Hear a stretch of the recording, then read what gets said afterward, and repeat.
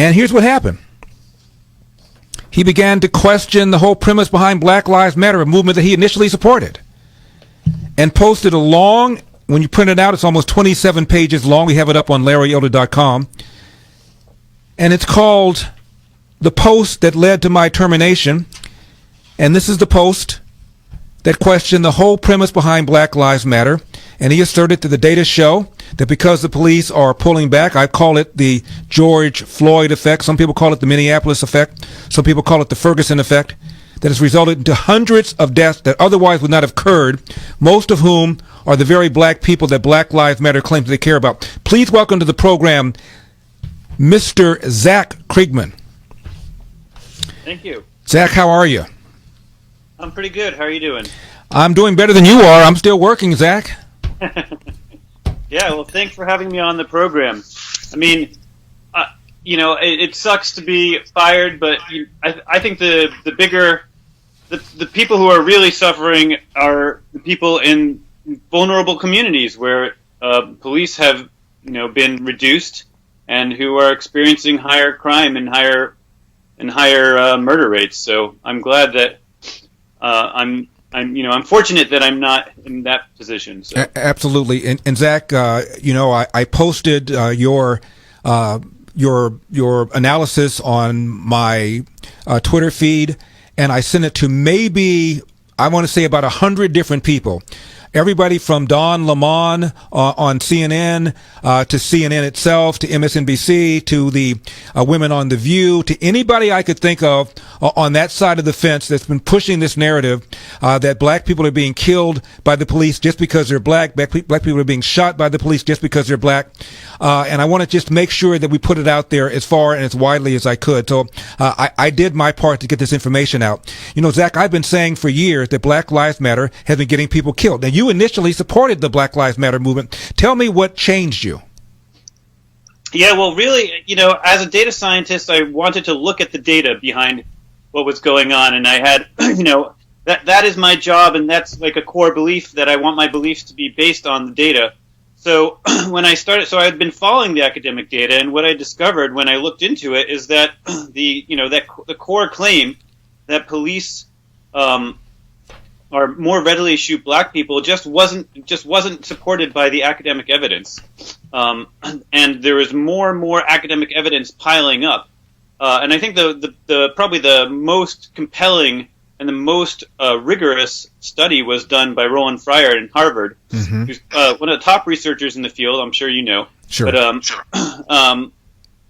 and as I'm sure you know, he at first his research team found that police did not more readily shoot black people, and he was so stunned that he actually repeated the research again with a whole new team just to make sure there was no bias being introduced by his team.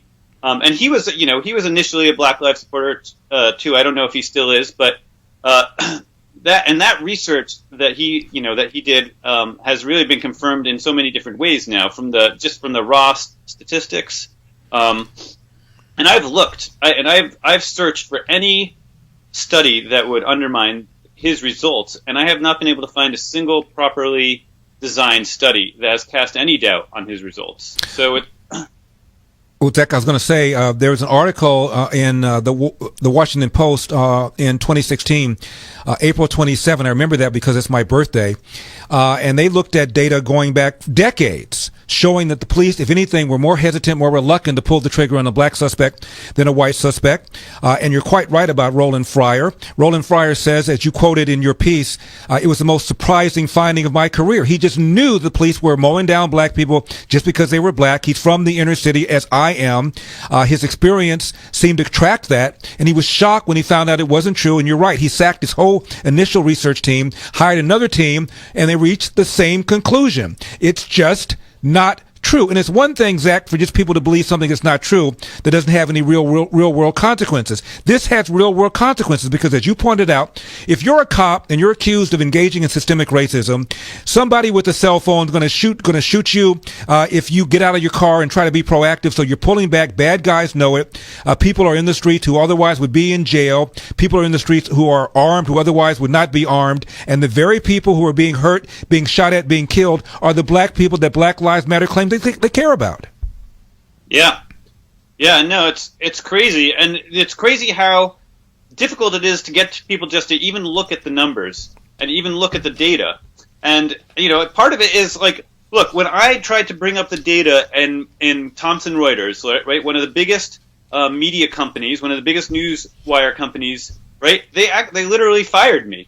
So it's sort of like if you can't even talk about it internally, then how in the world can we depend on our news media to talk about it honestly and accurately to their customers and to their audience? Zach, it's insane. My guest is Zach Kriegman, formerly with Thomson Reuters. He's a data scientist and did some data science and got fired for it. You point out that self-described very liberal people, roughly 11, I think, unarmed blacks were killed in 2019. Very liberal people assume that number was 1,000. And 8%, half of very liberal people assume that the number of unarmed blacks killed in 2019 was 1,000. The number was actually 11. And 8% of the self-described very liberal people believe 10,000 unarmed blacks were killed by the cops. My guest is Zach Kriegman. Zach, don't go away. 888-971-SAGE, 888-971-7243 is the number. The piece that we're talking about is up on LarryElder.com. It's called The Post That Led to My Termination. It's roughly 27 pages long when you print it all out.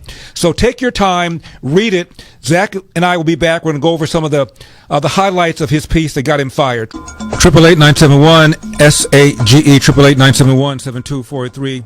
That was co-founder of Black Lives Matter, Patrisse Cullors, saying that we are trained Marxists. My guest is Zach Kriegman, who got fired over questioning the orthodoxy surrounding Black Lives Matter. Zach, have you licked your wounds yet from Michigan being beaten by Georgia? Sorry, I have to admit that I don't actually follow football very much. Get out of here. You went to Michigan undergraduate. You don't follow University of Michigan football? Yeah, I get the same thing from every single person. It's unbelievable. A data scientist that went to University of Michigan doesn't look at the data regarding the football games. I can't believe it. Unbelievable. All right, Yeah, Zach, I went there for law school, and I became a big Michigan fan. And for the first time in, I think, 5 or 6 years, we beat Ohio State. And we played Georgia. Georgia beat us about by the same margin as Georgia beat Alabama for the championship in college. Just to put you up to speed there on football, Zach. All right. Do you think that any of the people you tweeted my piece out to will actually read it?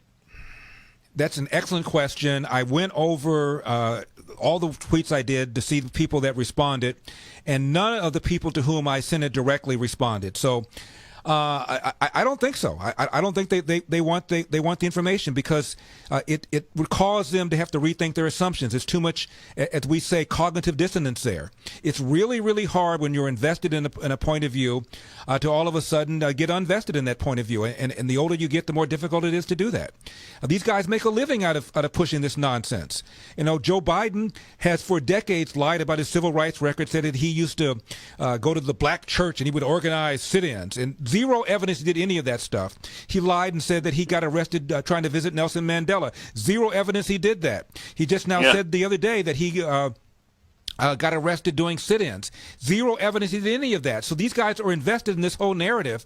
And in my opinion, I'm a political guy, you're not, but in my opinion, it's all about making sure that most valuable part of the Democratic base, which are black people, remain angry, remain convinced that America is bedeviled by systemic racism. Exhibit A is the way the police treat black people.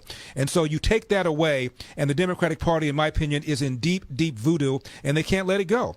Speaking of which, I want to talk to you about your research that indicates how many people are dead as a result of the cops pulling back. You estimate that the so-called Ferguson effect in just 5 cities that Roland Fryer, the black economist we just now mentioned and examined, in just 5 cities because the police are pulling back, caused a staggering 900 excess murders and 34,000 excess felonies that would otherwise not have occurred. Yeah, and that's just 9. That's just 5 cities over 2 years, right? But and that was, that goes back a number of years now. If you extrapolate that out forward, even in those 5 cities, it's probably quite a bit more than that, maybe double, who knows? But then when you extrapolate it out across all the cities of the country, which have had police reductions and have vulnerable communities, you're talking about at the very lowest end.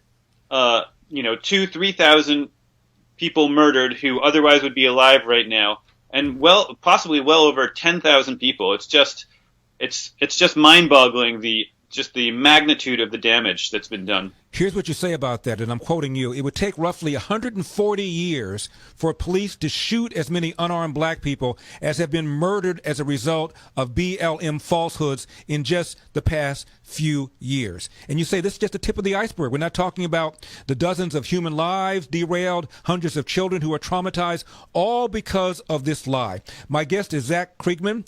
He formerly was with Thomson Reuters. Right now, he's casting about to figure out what he wants to do with his life. I think he wants to stay in the game of enlightening people and perhaps making the media behave a little more responsibly.